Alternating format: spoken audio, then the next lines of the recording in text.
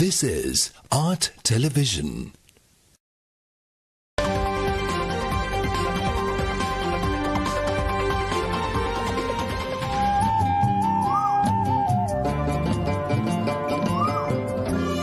Coming up, State of Business, sponsored by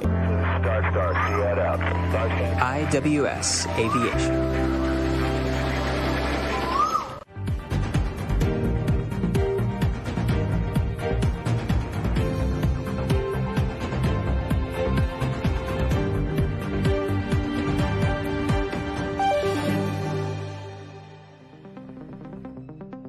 A very good evening and a warm welcome to State of Business on Art Television. I'm Ashine Ali and let's have a look at the headlines first.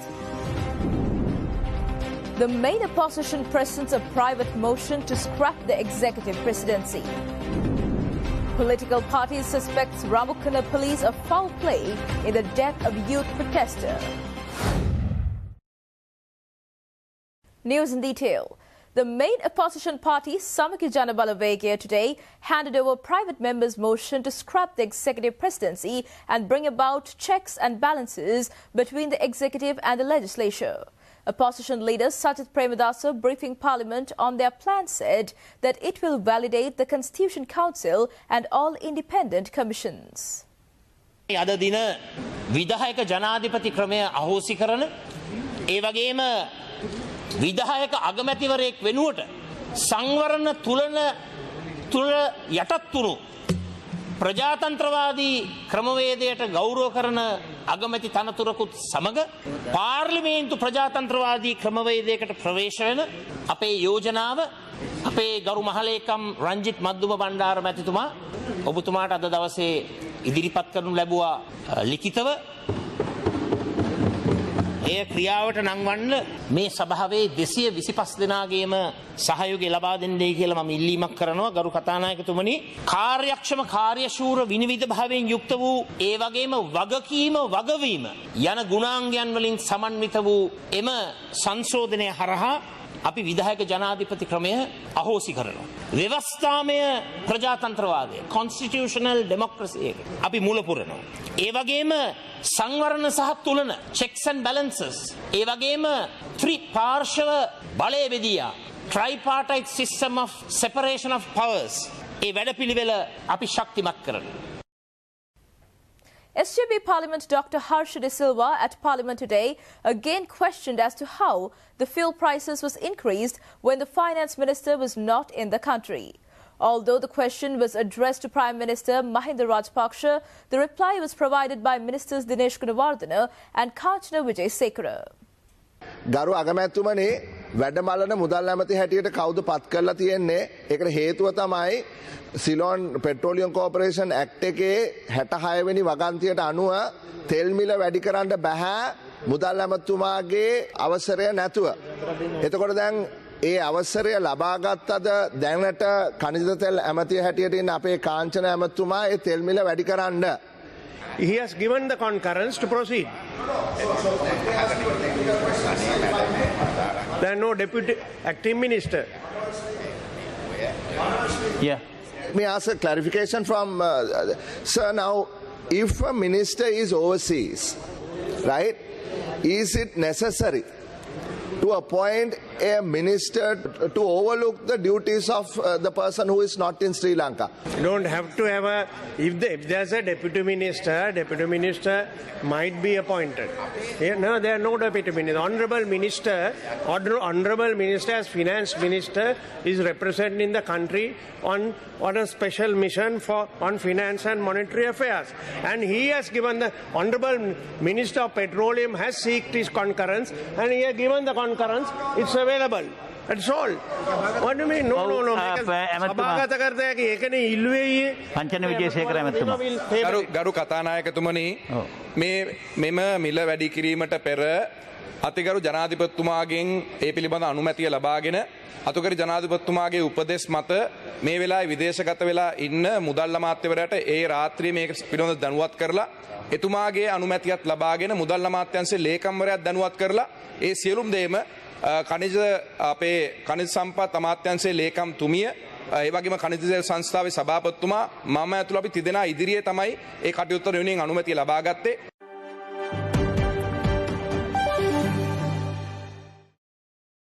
The Sri Lanka Administrative Service Association, citing the current economic, political and social upheaval, has compiled a list of short-term proposals to overcome these challenges.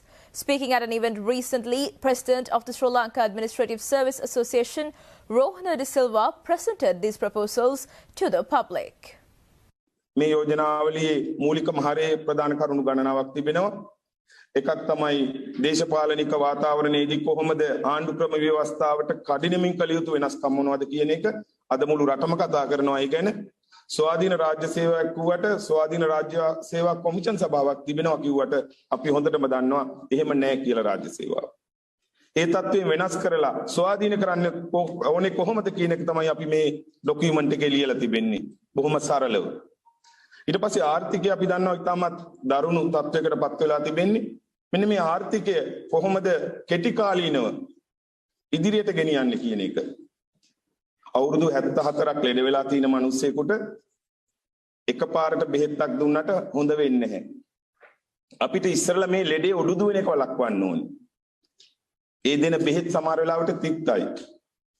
කටුකයි.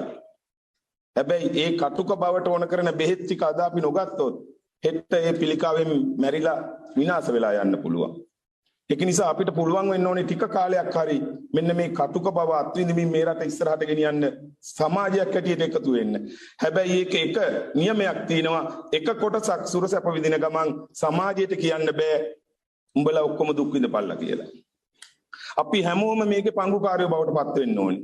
හැම කෙනෙක්ම.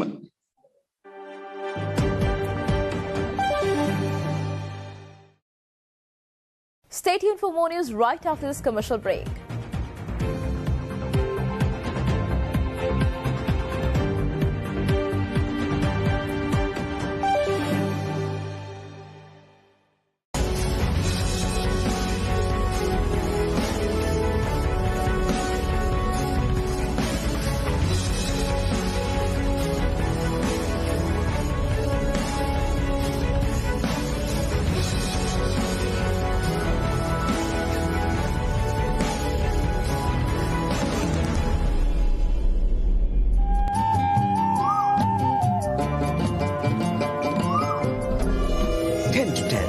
Sponsored by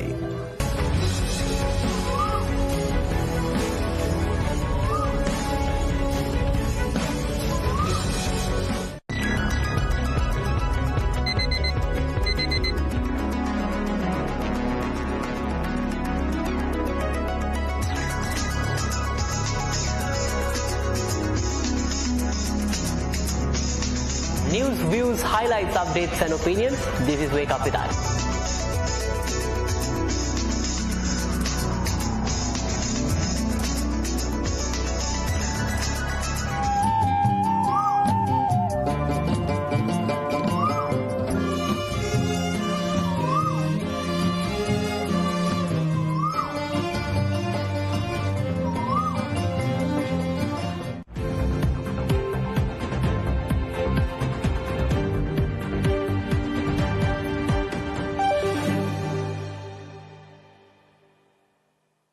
Welcome back after the break. Pubutu Jayagada, Politburo member of the Frontline Socialist Party, at a press briefing yesterday, broke down the events surrounding the Ramukkana murder. Party member Jayagada highlighted discrepancies in the explanations put forward by the authorities and questioned the government's involvement in its execution. පහුගිය දවස්වල ජාතිය ඇමතුවා අගමැතිවරයා ජාතිය ඇමතද්දි දිගටම 88 89ක් මතක් කරා. තර්ජනාත්මකව කතා කරේ. තර්ජනාත්මකව 88 89ක් කතා කරා. අරගල කරන තරුණයන්ට කිව්වා 88 89 ගැන දෙමව්පියන්ගෙන් සහ සීයලා අච්චිලාගෙන් අහගන්න කියලා. එතකොට අගමැතිවරයා ඒ තර්ජනය කරේ මේ වෙඩි තැබීම සඳහාද? මේ වෙඩි තැබීමට ජනාධිපතිවරයා අගමැතිවරයා සහ සියලු බලධාරීන් සම්බන්ධ. විශේෂයෙන් පොලිසිය බාරව අලුතෙන් පත් කරපු ඇමති ප්‍රසන්න රණතුංග කුප්‍රකට මැරෙක් ප්‍රසන්න රණතුංග මේ අණ දුන්නත්. මොකද පොලිසියක OIC කෙනෙකුට වෙඩි තැබීමේ අණක් දෙන්න බලයක් නැහැ. මේ අණ නිකුත් කරේ කවුද? පොලිසිය බාර ඇමතිවරයා මේකේ වගකීම බාර ගන්නවද ප්‍රසන්න රණතුංග? ඒ විතරක් නෙවෙයි අපි දන්න තොරතුරු වලට අනුව පැය භාගයක් ඇතුළත කෝච්චි පාර ක්ලියර් කරන්න කියලා දිලුම් මමුණුගම කතා කරලා තියෙනවා දුම්රිය දෙපාර්තමේන්තුව. දුම්රිය දෙපාර්තමේන්තුවට කතා කරලා කියලා තියෙනවා පැය භාගයක් ඇතුළත කෝච්චි පාර ක්ලියර් කරලා දෙන්නම් කෝච්චිය යවන්න ලෑස්ති කරන්න කියලා. ඒත් දිලුම් මමුණුගම මේකට සම්බන්ධ වෙලා ඉන්නේ කොහොමද? කෑගල්ලේ කනක හේරත් මේ බවුසර් එක පවා ඔහුට සම්බන්ධයි. ඔහුගේ ලේකම්වරයෙක්ගේ ආයතනයකට අයිති බවුසර් එකක් මේක. ඒතර මෙතන ඇවිල්ලා හිටපු මැර කණ්ඩායම් වලට කනක හේරත්ගේ සම්බන්ධයක් තියෙනවා. ඒතර මේ දිලුම් මමුණුගමලා කනක හේරත්ලා ප්‍රසන්න රණතුංගලා මේ අය මේ මිනිමැරුමත් එක්ක තියෙන සම්බන්ධය මොකක්ද? හරිම නිශ්චිතයි දැන් මේ මිනිමැරුම් සම්බන්ධ. එක තරුණයෙක් මිය ගිහිල්ලා තියෙනවා තවත් අය ජීවිතයත් මරණයත් අතර පොරබදමින් ඉන්නවා. මේ මිනිමැරුම් සම්බන්ධ වහාම නීතිය ක්‍රියාවේ යෙදවිය යුතුයි. මේ වෙඩි තැබීම සඳහා අණ දුන්නේ කවුද කියන එක සම්බන්ධ දේශපාලන අණ දුන්න තැන සිට මේක සම්බන්ධ සම්පූර්ණ විමර්ශනයක් සහිතව අපිට කරුණු පැහැදිලි කිරීමක් අවශ්‍යයි.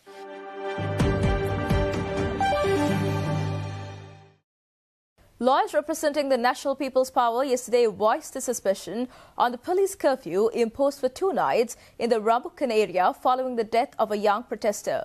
Attorneys who spoke to the media at the JVP head office said that they expect an impartial inquiry into the death of the citizen who demanded his basic human rights.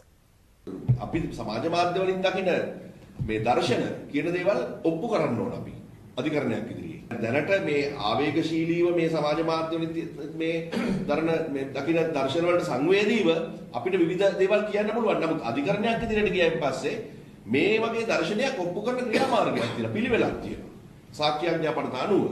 එතකොට ඒ වගේ දර්ශන විශේෂයෙන් CCTV දර්ශන මැකුවොත් ඊට පස්සේ මේ වගේ telephone ටික ඔක්කොම බලහත්කාරයෙන් ගත්තොත් අර පාරවල් ලයින් වැටලා තියෙන එම්ටි කාර්ට්‍රිජස් ටික අහුරලා ඒව සුද්ධ කරලා දැම්මොත් ඒ පාරවල් වොෂ් කරලා දැම්මොත් එතනින් එහාට කොහොමද විමර්ශනයක් කරන්නේ?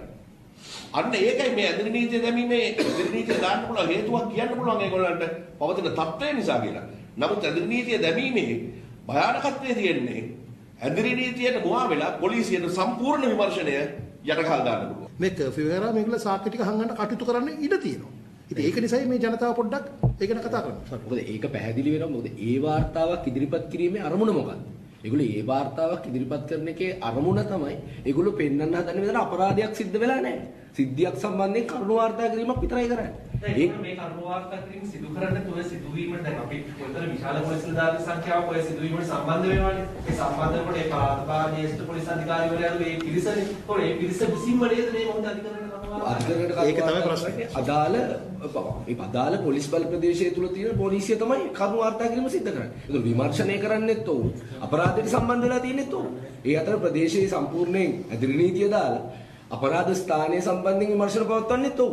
ඒ අතර තමයි ඔව් වෙලා ඒ වාර්තාවක් දාන්නේ. එතකොට උන් අධිකරණයට දැන් අධිකරණය නියෝග නොකළා නම් මේ වාර්තාවක් ගේන්න කියලා ඔවුන් ඉදිරිපත් කරලා තියෙන මේ වෙනකොට අපරාධයක් සිද්ධ වෙලා නැහැ සිද්ධියක් වෙලා තියෙනවා කරුණු වාර්තා කරලා තියෙනවා. මෙතන පැහැදිලිම තර්ජනයක් තියෙනවා. මේ සත්‍ය අධිකරණයටත් සංගවලා සමාජයටත් සංගවන් කරන උත්සාහයක් වෙන්න පුළුවන් මේ ඇදිරි නීතිය දාලා මේක කරගෙන යන්නේ.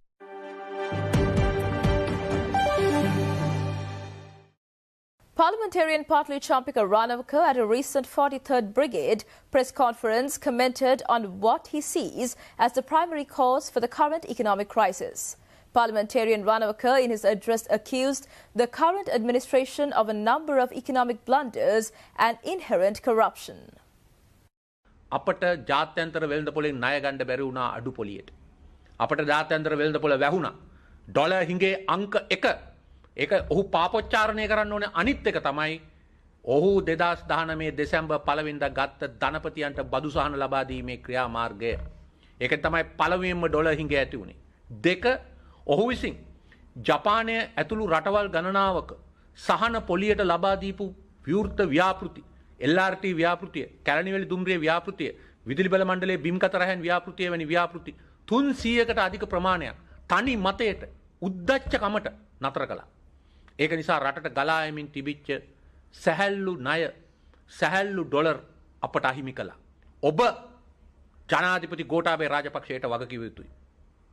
3 ඔවුන් විසින් සුපුරුදු පරිදි ඩොලර් ටික තියෙන සංචිත ටික යොදාගෙන යහපාලන ආණ්ඩුව ගොඩනගපු ඩොලර් සංචිතය යොදාගෙන සුපුරුදු පරිදි ජාවාරම් කොමිස් ලැබෙන ව්‍යාපෘතිවල මේවා ආයෝජනය කරන්න පටන් ගත්තා.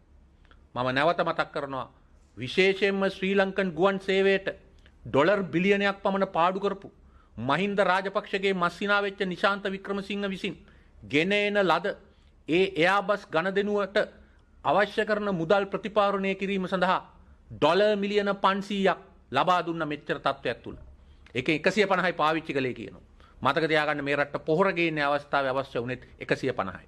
ඒ වගේම අධිවේගී පාරවල්, ඒ වගේම පාරවල් ලක්ෂයක් කාපට් කිරීම වැනි ජාවාරංකාර ව්‍යාපෘති වලට අවශ්‍ය කරන තාර, ඒ වගේම බිටුමින් සහ අතිරේක ද්‍රව්‍ය ගෙන්නන්න ඩොලර් මිලියන 100 ගාණක් වැය කළා. ඒ අයගේ කොමිස් සඳහා ඒ ආකාරයට රටේ ඩොලර් හිඟයක් ඇති වුණා.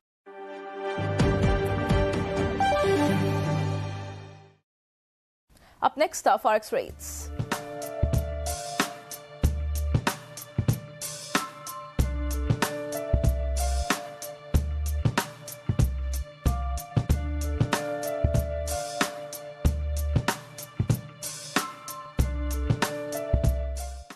And that's all news for today. See you tomorrow with State of Business at the usual time. Until then, take care and good night.